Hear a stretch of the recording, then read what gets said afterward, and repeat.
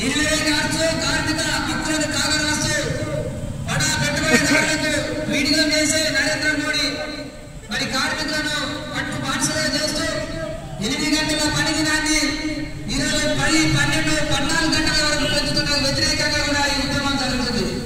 ఈ ఉద్యమంలో జేఏసీగా, ఏఐటీసీగా, ఐఎన్టీసీగా, సిఐటీగా, ఇఫ్ట్గా, టీబీసీగా అన్ని సంఘాలు, భారతదేశంలో ఉన్న సంఘాలు అన్ని కూడా పిలుపు మేరకు ఈరోజు సమ్మె జరుగుతుంది.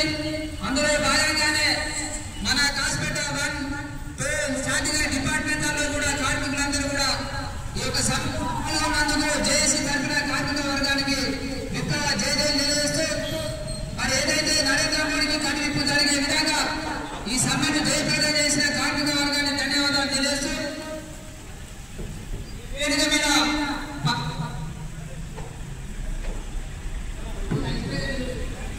కాంగ్రెస్ ఈ సందర్భంగా INTC branch vice president Ummanna గారు మాట్లాడాల్సిందిగా మనం చేస్తున్నారు.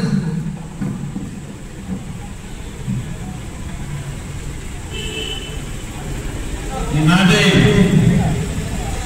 దేశవ్యాప్త సమ్మెను విజయవంతం చేసినటువంటి కార్మిక మిత్రులందరికీ ఐఎన్టీసీ తరఫున, జేఏసీ తరఫున ధన్యవాదాలు తెలుపుతూ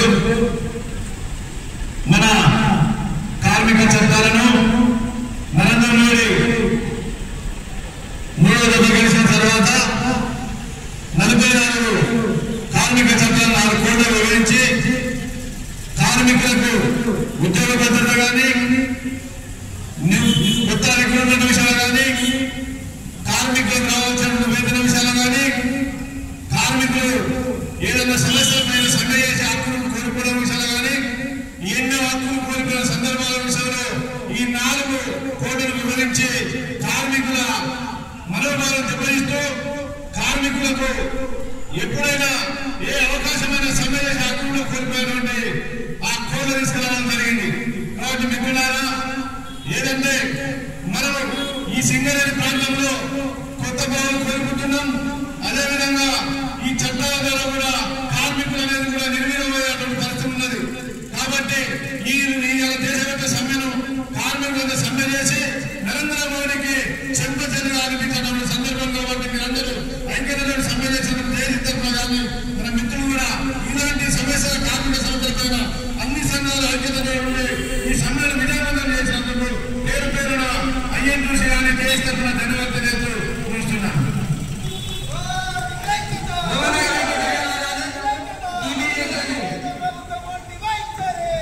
శంకర్ గారు మాట్లాడారు.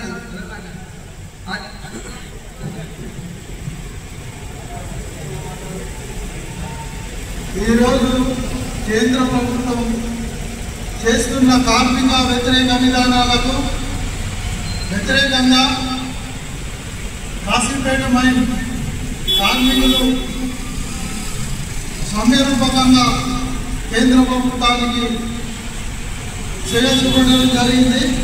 నరేంద్ర మోడీ గారు మీరు వెంటనే కార్మిక విధానాలు మారకపోతే రాబోయే కాలంలో ఇంకా తీవ్రంగా ఉంటుందని చెప్పడం జరుగుతుంది. ఈ సమ్మెను విజయవంతం చేసిన కార్మిక సోదరులందరికీ టీబీజీ కేసు తరఫున ధన్యవాదాలు తెలియజేస్తూ, జేఏసీ తరఫున కూడా ధన్యవాదాలు తెలియజేస్తూ నాకు ఈ అవకాశం ఇచ్చిన పెద్దలందరికీ నమస్కారం. మీరు లక్ష్మీనారాయణ గారు మాట్లాడాల్సిన మనం చేస్తున్నారు. ఈరోజు ఏదైతే కార్మిక చట్టాలకు కేంద్ర ప్రభుత్వం అవలంబించినటువంటి కార్మిక వ్యతిరేక విధానాలకు వ్యతిరేకంగా సింగరేణి వ్యాప్తంగా, దేశవ్యాప్తంగా కూడా ఈరోజు సమ్మెలో సంపన్న వర్గం కార్మికులు సమ్మెలో పాల్గొనడం జరుగుతుంది. దానిలో భాగంగానే ఈరోజు సింగరేణి ఐక్య కార్మిక సంఘాల ఆధ్వర్యంలో ఈ పిలుపునివ్వడం జరిగింది. ఏదైతే ఈ సమ్మెలో అన్ని వర్గాల కార్మికులు, అన్ని సంఘాల కార్మికులు ఇచ్చిన పిలుపు మేరకు ఏ ఒక్క కార్మికులు కూడా ఇంటి వద్ద నుండి బయట వద్దకు రాకపోవడం చాలా సంతోషకరమైన విషయం. ఏదైతే మేనేజ్మెంట్ ఈ సమ్మెను నీరు మార్చడానికి ఎన్నో విధాలుగా ప్రయత్నం చేసింది.